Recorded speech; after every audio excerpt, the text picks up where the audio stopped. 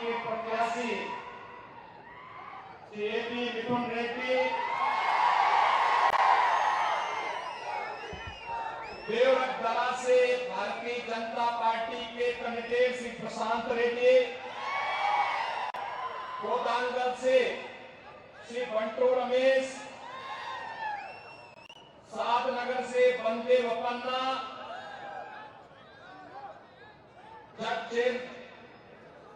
चेरला से चितरंजन दास, मक्तल से जालंधर रेड्डी, नारायणपेट से रतन पान रेड्डी और भारी संख्या में उपस्थित पालामुरु डिस्ट्रिक्ट के मेरे सभी उपस्थित भाइयों और बहनों, नमस्कारम तेलंगाना।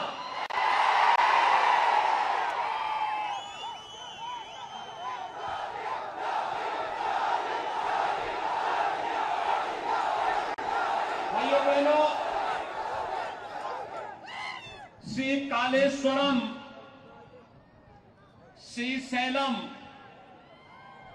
दक्ष रामम के रूप में त्रैलिंग के आशीर्वाद से अभिषिंचित तेलंगाना की इस पावन धरा को मैं कोटि कोटि नमन करता हूं। मुझे यहां आकर के अत्यंत आनंद की अनुभूति हुई, क्योंकि यहां पर मुझे संसद के दौरान जो हमारे पुराने मित्र थे ए.पी. जितेंद्र रेड्डी, उनके साथ लंबे समय तक हम लोगों ने संसद में काम किया और पार्लियामेंट में कार्य करते हुए वे इस क्षेत्र की समस्या को लेकर के दिल्ली में पार्लियामेंट में लगातार लड़ते थे, कार्य करते थे। तेलंगाना राज्य निर्माण के लिए उनके संघर्ष के लिए मैं उनका अभिनंदन करता हूं और इस अवसर पर आज मुझे उनसे मुलाकात हुई। भाइयों बहनों, मैं इस अवसर पर उनका भी और आप सबका भी हृदय से अभिनंदन करता हूं। भाइयों बहनों, जब मैं तेलंगाना राज्य की बात करता हूं तो एक और प्रकृति और परमात्मा की असीम कृपा इस राज्य पर है, दूसरी ओर यहां पर संघर्ष करने का जज्बा यहां के नौजवानों, यहां के किसानों के मन में है। तेलंगाना राज्य के लिए चले आंदोलन में एक लंबा संघर्ष यहां के नागरिकों को करना पड़ा था। 1969 का संघर्ष हो या 2001 से लेके 2014 तक चला ये आंदोलन, जिसमें सैकड़ों नौजवानों ने अपनी आहुति देकर के तेलंगाना राज्य का निर्माण किया था। लेकिन भाइयों बहनों, एक तरफ कांग्रेस तेलंगाना राज्य की भावनाओं के साथ खिलवाड़ करती रही और दूसरी तरफ तेलंगाना की सत्ता राज्य बनने के बाद जिन हाथों में आई, भाइयों बहनों, केसीआर के नेतृत्व में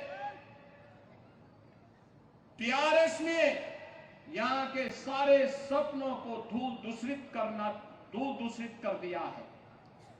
आज भाइयों बहनों, जो तेलंगाना रेवेन्यू सरप्लस स्टेट था, आज यह 3 लाख करोड़ रुपए के कर्ज में डूबा हुआ एक स्टेट है। जिस तेलंगाना में विकास की नई नई संभावनाएं आगे बढ़ती, वो तेलंगाना आज माफिया राज की चपेट में आ गया है।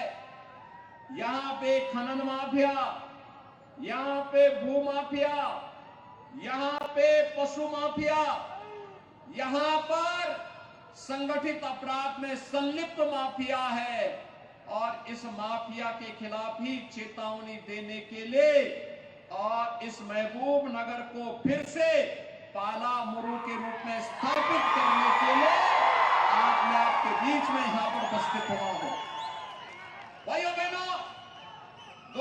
2017 के पहले उत्तर प्रदेश में भी ये माफिया इसी प्रकार से हावी थे। उत्तर प्रदेश में हर दूसरे तीसरे दिन एक बड़ा दंगा होता था, महीनों महीनों कर्फ्यू रहता था। उत्तर प्रदेश में माफिया हावी थे, माफिया की पैरेलल गवर्नमेंट चलती थी, आम नागरिक का कोई सुनवाई नहीं होती थी।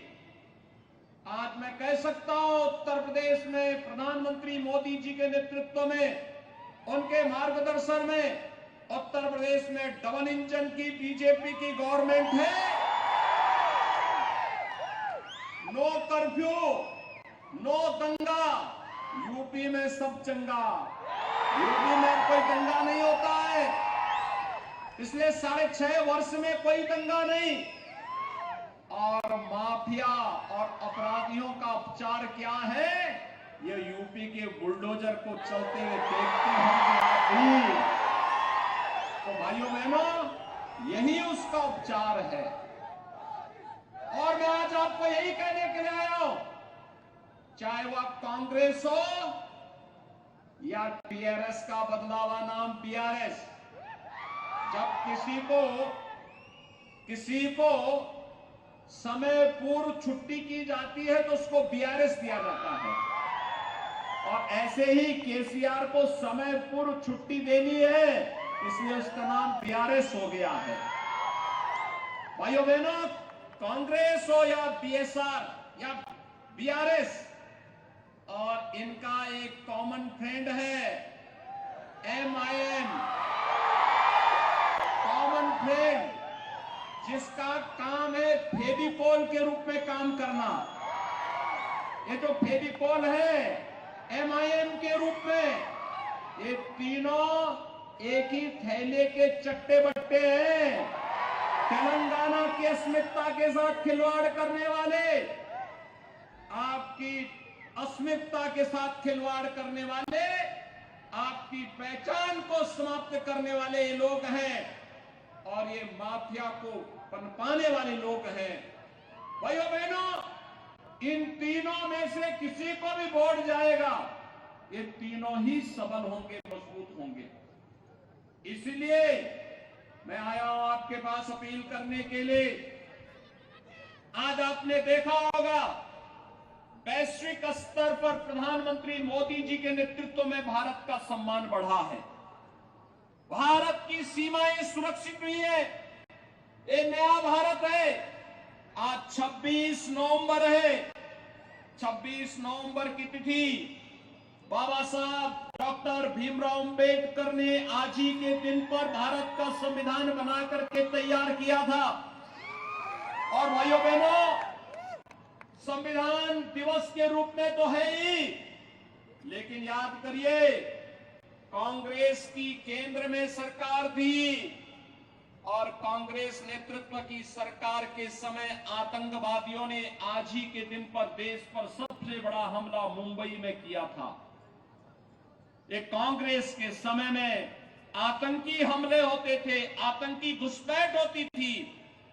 आज आतंकी हमला या घुसपैठ नहीं हो सकता, क्योंकि सभी को मालूम है, आतंकवादियों को भी और उनके आंकों को भी मालूम है, ये नया भारत है, नरेंद्र मोदी के नेतृत्व में चलने वाला भारत। यह छेड़ता नहीं है, लेकिन अगर कोई छेड़ता है तो उसको छोड़ता भी नहीं है। एयर स्ट्राइक हो या सर्जिकल स्ट्राइक के माध्यम से जवाब देना जानता है।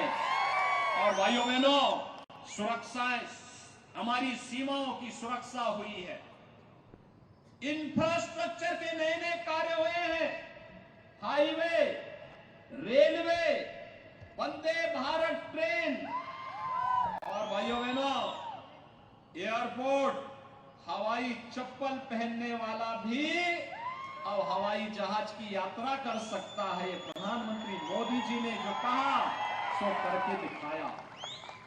AIIMS, IIT, IIM, one district one medical college, हर घर नल की योजना, अनेक वेलफेयर की स्कीम, अभी यहां पे श्री के लक्ष्मण जी बता रहे थे, उत्तर प्रदेश ने 6 वर्ष में, भाइयों बहनों, 6 वर्ष में 55 लाख गरीबों के लिए एक प्रधानमंत्री आवास बन गया। 3 करोड़ गरीबों के घर में शौचालय बन गए। 4 करोड़ गरीबों के घर में बिजली के कनेक्शन पहुंच गए। 1 करोड़ 75 लाख गरीबों के घर में उज्ज्वला योजना के कनेक्शन भी पहुंच गए। 15 करोड़ गरीबों को फ्री में राशन की सुविधा का लाभ उत्तर प्रदेश में प्राप्त हो रहा है। भाइयों बहनों, उत्तर प्रदेश प्रभावी ढंग से इन योजनाओं को क्रियान्वित कर रहा है। आपने देखा होगा, सर्वाधिक पेपर लीक, युवाओं को नौकरी और रोजगार तेलंगाना सरकार नहीं दे पा रही है क्योंकि पेपर लीक हो रहे हैं। उत्तर प्रदेश में हम 6 वर्ष में 6 लाख नौजवानों को सरकारी नौकरी दे चुके हैं। लेकिन भाइयों बहनों, तेलंगाना की सरकार इन नौकरियों को देने में विफल है। यहां पे तो तेलंगाना राज्य के जो पब्लिक सर्विस कमीशन है, इसके सारे पेपर लीक हो जा रहे हैं। पेपर लीक होने के कारण युवा के भविष्य के साथ खिलवाड़ हो रहा है।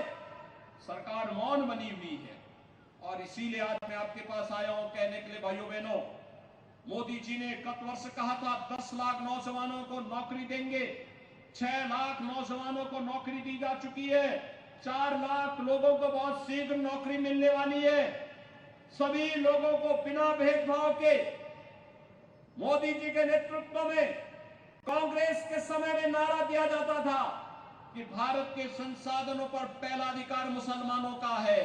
भाइयों बहनों, कांग्रेस देश को विभाजन की ओर ले जाना चाहती थी, लेकिन देश की जनता ने कांग्रेस के मंसूबों पर पानी फेरा। मोदी जी आए और मोदी जी ने कहा नहीं, देश के संसाधनों पर पहला अधिकार गरीब का है, किसान का है, नौजवान का है, महिलाओं का है। और परिणाम क्या रहा? मोदी जी ने नारा दिया, सबका साथ सबका विकास। सबका साथ और सबके विकास के इस नारे ने आज देश में हर गरीब तक शासन की योजनाओं को पहुंचाने का काम किया है। भाइयों बहनों, मैं आपके पास इसीलिए आया हूं, ये नया भारत है, वैश्विक स्तर पर सम्मान है तो सीमाएं सुरक्षित हैं। देश के अंदर आतंकवाद की समस्या, नक्सलवाद की समस्या का समाधान भी है, तो इंफ्रास्ट्रक्चर के बड़े बड़े कार्य भी हो रहे हैं। वेलफेयर की स्कीम भी बिना भेदभाव के तबके के नागरिकों को प्राप्त हो रही हैं। तो भाइयों बहनों, आपकी आस्था का भी सम्मान है। आप मुझे एक बात बताइए, अगर कांग्रेस होती तो क्या अयोध्या में प्रभु राम का भव्य मंदिर का निर्माण हो पाया होता? कांग्रेस कर पाती? और अब तो 22 जनवरी को 2024, 22 जनवरी 2024 अयोध्या में रामलला के भव्य मंदिर में प्रधानमंत्री मोदी जी के करकमलों से रामलला विराजमान होने जा रहे हैं। आप मुझे बताओ, पालामुरु से कितने राम भक्त अयोध्या आने के इच्छुक हैं? अयोध्या कितने लोग आना चाहते हैं? आप सभी अयोध्या आने के इच्छुक हैं ना? और मैं इसीलिए आपसे अनुरोध करूंगा कि भाइयों बहनों, आप सब सीएपी मिथुन रेड्डी को पालामुरु विधानसभा कॉन्स्टिट्यूंसी से इलेक्शन जिता करके भेजिए। आपका आशीर्वाद उनको प्राप्त हो और मैं बदले में सीएपी जितेंद्र रेड्डी जी से और सीएपी मिथुन रेड्डी जी से कहूंगा, इन सभी राम भक्तों को लेकर के अयोध्या 22 जनवरी की बात पधारे। अयोध्या में प्रभु राम की नगरी में आपका अभिनंदन करते हुए मुझे प्रसन्नता की अनुभूति होगी। आप अयोध्या के बाद आइए अयोध्या में भगवान राम का आशीर्वाद आपको प्राप्त होगा। इसकी व्यवस्था हम लोग अयोध्या में करने की तैयारी करेंगे। स्पेशल ट्रेन चलाने की व्यवस्था करेंगे, जिससे यहां से आप भी अयोध्या की यात्रा पे आ सकेंगे। और इस दिन से मेरी आपसे अपील है, सीएपी मिथुन रेड्डी, श्री प्रशांत रेड्डी, श्री बंटू रमेश, श्री अंदे बपन्ना, श्री चित्ररंजन दास, श्री जलंधर रेड्डी, श्री रतन पांड रेड्डी, ये जितने भी भारतीय जनता पार्टी के इस पार्लियामेंट्री कॉन्स्टिट्यूंसी में अलग अलग असेंबली कॉन्स्टिट्यूंसी में कैंडिडेट्स हैं, इन सबको कमल चुनाव चिन्ह पर भारी बहुमत से विजयी बनाने की अपील आप सबसे करते हुए मैं वाणी को देता हूं विराम। आप सब मेरे साथ बोलेंगे जय जय श्री राम, जय जय श्री राम, जय जय श्री राम।